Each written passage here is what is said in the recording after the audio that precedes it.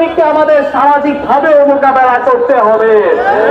আমরা সামাজিকভাবে আওয়ামী লীগের সাথে কোনো সম্পর্ক রাখতে চাই না। এই গণহত্যার সাপোর্টারদের, গণহত্যাকারীরা কোন এলাকায়, পাড়া মহল্লায় যদি থেকে থাকে, তাদের সাথে সমস্ত সম্পর্ক বন্ধ করে দিন।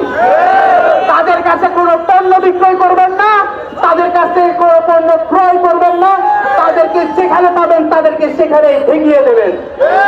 আওয়ামী লীগের সাথে যদি কোনো পরিবারের বৈবাহিক সম্পর্ক থাকে সেটা ছিন্ন করে ফেলবেন। আওয়ামী লীগকে বাংলাদেশের মাটি থেকে পুরো দমে মুছে না ফেললে এই বাংলার মাটি কলঙ্কমুক্ত হবে না।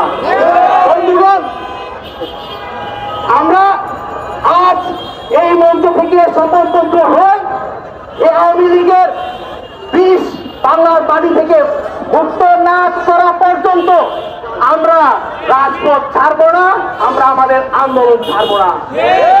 ইনকিলাব জিন্দাবাদ।